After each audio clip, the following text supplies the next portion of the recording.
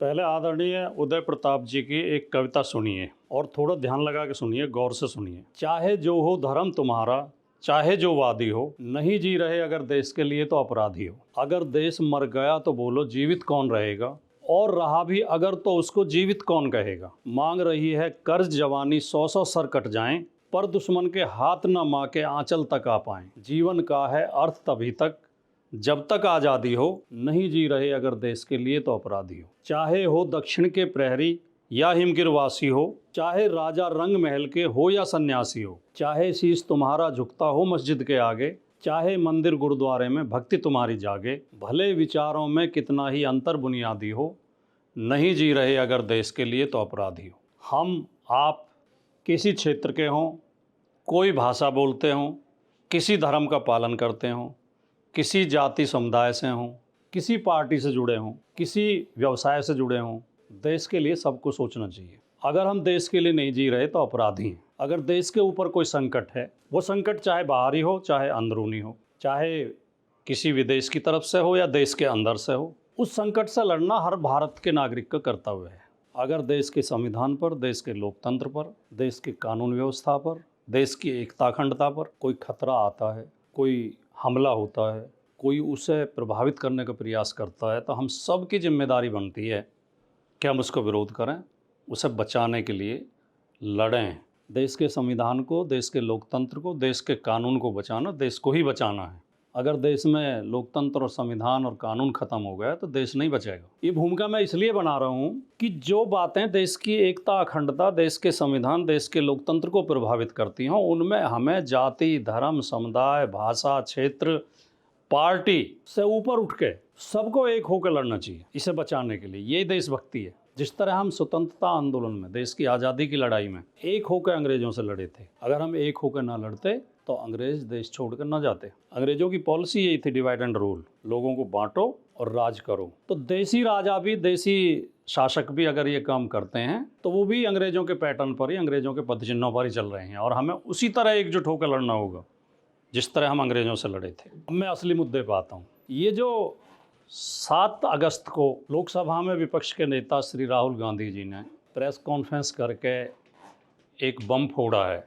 एक बहुत बड़ा पर्दाफाश किया है, बहुत बड़ा रहस्य उजागर किया है, बहुत बड़ा घोटाला उजागर किया है, इसके ऊपर हर भारतीय को चिंतन करना चाहिए। किस तरह से वोटर लिस्ट में घपले किए जा रहे हैं, किस तरह से लोकतंत्र को बंधक बनाया जा रहा है, किस तरह से चुनावों को प्रभावित किया जा रहा है, किस तरह बेईमानी के द्वारा सरकारें बनाई जा रही हैं, इसके डॉक्यूमेंट्री प्रूफ राहुल गांधी ने प्रेस कॉन्फ्रेंस में रखे हैं। इसका दस्तावेजी सबूत रखे हैं जो चुनाव आयोग के कागजों से ही लिए गए हैं। चुनाव आयोग के पेपर्स में, चुनाव आयोग के डॉक्यूमेंट्स में खुद इस बात के सबूत हैं कि चुनाव में धांधली की जा रही है, चुनावी प्रक्रिया को प्रभावित किया जा रहा है, लोकतंत्र को बंधक बनाया जा रहा है, बेईमानी से सरकारें स्थापित की जा रही हैं। राहुल गांधी ने प्रेस कॉन्फ्रेंस में बताया कि 4 तरीके से, मोटे मोटे तौर पे 4 तरीके से, वैसे कुछ तरीके और भी हैं, उनको मैं जिक्र करूंगा अभी। 4 तरीके से चुनावों को प्रभावित किया जा रहा है, वोटर्स को प्रभावित किया जा रहा है। नंबर 1, डुप्लीकेसी मतलब कई जगह वोट बनना, एक आदमी की कई जगह वोट बन जाना, एक आदमी की कहीं 2 जगह वोट बन जाना या 2 से ज़्यादा जगह वोट बन जाना। दूसरा, फेक एड्रेस, फर्जी पतों पे वोट रजिस्टर्ड कर देना। तीसरा,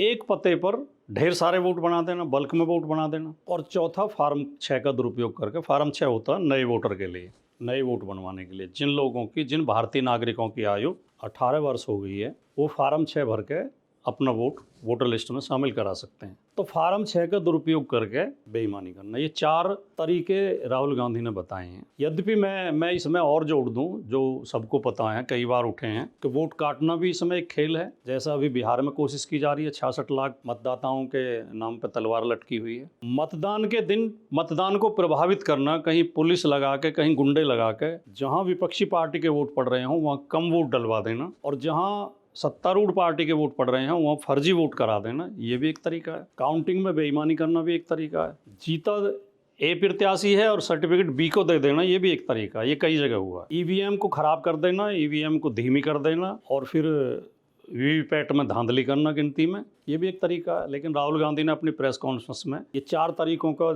जिक्र किया और चारों के सबूत रखे। कांग्रेस ने कर्नाटक की एक विधानसभा सीट महादेवपुरा का गहन विश्लेषण किया और राहुल गांधी ने बताया कि पार्टी को इसमें 6 महीने लगे। क्यों लगे 6 महीने? क्योंकि कांग्रेस ने चुनाव आयोग से डिजिटल फॉर्म में वोटर लिस्ट मांगी थी। अगर डिजिटल फॉर्म में वोटर लिस्ट दे दी गई होती तो कुछ दिन लगते, कुछ घंटे या कुछ दिन ही लगते। अधिक से अधिक 1 सप्ताह में वो वोटर लिस्ट का पूरी उसकी समीक्षा होकर ये सारी चीज़ें सामने आ जाती, जिन्हें फिजिकली चेक करने में, क्योंकि चुनाव आयोग ने डिजिटल फॉर्म में वोटर लिस्ट देने से मना कर दिया और वो हार्ड कॉपी में दी, और वो इतने कागज थे कि 7 फीट ऊंचा ढेर लग गया। 7 फीट ऊंचे कागज, जो ढेर प्रेस कॉन्फ्रेंस में राहुल गांधी ने दिखाया भी था। हमारे प्रधानमंत्री एक तरफ तो डिजिटल इंडिया का नारा देते हैं, पेपरलेस ऑफिस बनाने का नारा देते हैं कि अब ऑफिस पेपरलेस होंगे, कहीं पेपर यूज नहीं किए जाएंगे, डिजिटल लेन देन होगा, डिजिटल सारे काम चलेंगे, फाइल भी डिजिटल फॉर्म में बनेंगी, डिजिटल इंडिया का नारा देते हैं। और चुनाव आयोग डिजिटल फॉर्म में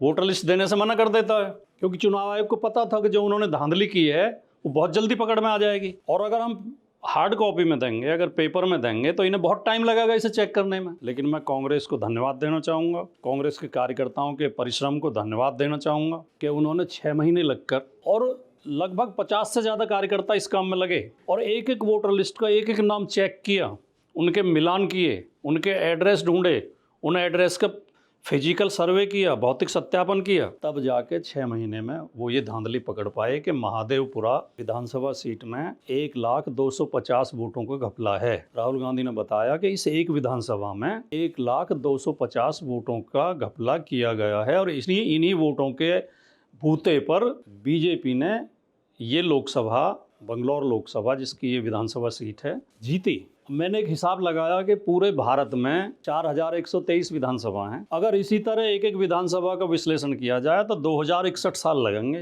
इस समीक्षा को करने में और ये जांच करने में। एक एक विधानसभा की जांच अगर 6-6 महीने का टाइम लगेगा एक विधानसभा की जांच में, तो 2061 साल में जाके 4,123 विधानसभाओं की जांच हो पाएगी। तो चुनाव आयोग इस बात को समझता है कि फिजिकल जांच करना बहुत मुश्किल है, पेपर में जांच करना बहुत मुश्किल है, और अगर होगी भी तो 2000 साल लग जाएंगे। तो इसलिए उसने डिजिटल फॉर्म में ये देने से मना कर दिया। तो ये भी एक चिंता की बात है। अब कांग्रेस ने जो जाँच की है इन वोटर लिस्ट की, और उनमें जो धांधलियाँ पकड़ी हैं, उनमें जो अनियमितताएं पकड़ी हैं, और जो राहुल गांधी ने कहा कि 4 तरीके से करते हैं, तो उसके फिर कुछ उदाहरण पेश किए राहुल गांधी ने अपनी प्रेस कॉन्फ्रेंस में। कई जगह जो वोट बनाए गए हैं उनमें हाउस नंबर 0 लिखा हुआ है, यानी हाउस नंबर का कॉलम भरा तो है लेकिन उसमें लिखा है 0। एक वोटर के नाम के आगे पिता का नाम लिखा है DFZO, यानी कि जिन्होंने ये फर्जी वोट बनाए होंगे वो नाम भी नहीं सोच पाए कुछ, तो उन्होंने ऐसे टाइप कर दिया कंप्यूटर से DFZO। अब मुझे एक इसमें हंसी भी आती है और एक व्यंग्यात्मक तर्क भी दिमाग में आता है कि बड़े बड़े महापुरुष इस देश में जो नहीं कर पाए, लोहिया जी, अंबेडकर जी और दूसरे महापुरुष। लोहिया जी कहते थे कि नाम ऐसे होने चाहिए जिसमें जाति धर्म का पता न चले, और किसी को अपने सरनेम नहीं लिखने चाहिए। लोहिया जी का नारा था जाति तोड़ो समाज जोड़ो। तो वो चाहते थे कि नाम ऐसे होने चाहिए कि नाम से ये पता न चले कि ये आदमी हिंदू है, मुसलमान है, सिख है, ईसाई है, ब्राह्मण है, राजपूत है, OBC है या SC है, कौन है ये। तो ये तो चुनाव आयोग ने कर दिया ये काम मिनटों में, जो काम लोहिया जी वर्षों में नहीं कर पाए, बाबा साहब नहीं कर पाए, दूसरे महापुरुष नहीं कर पाए। DFZO बताओ, नाम से बताओ, पता चलता है हिंदू है कि मुसलमान है, दलित है कि राजपूत है या ब्राह्मण है। DFZO नाम है। और एक एक मकान में अलग अलग धर्म और जाति के लोग रह रहे हैं। एक ही मकान में, एक कमरे के मकान में, एक मकान है जो 1 बेडरूम का मकान है, जिसकी फ़ोटो भी राहुल गांधी ने उसमें दिखाई प्रेस कॉन्फ्रेंस में। कांग्रेस के कार्यकर्ता उस मकान तक गए, उस पते तक, और उसे चेक किया।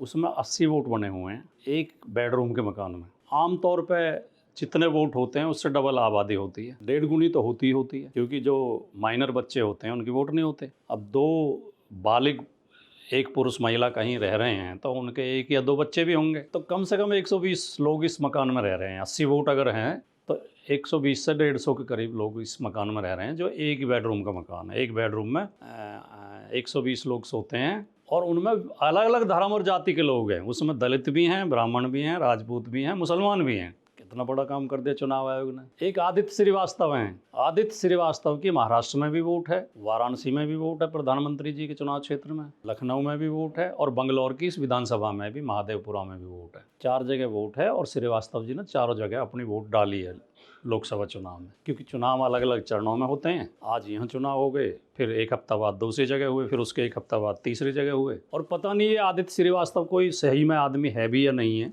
इसके नाम पर कौन वोट डाल रहा है। लेकिन उसने चारों जगह अपनी वोट डाली है, 4 जगह उसने देश में वोट बनवाई है।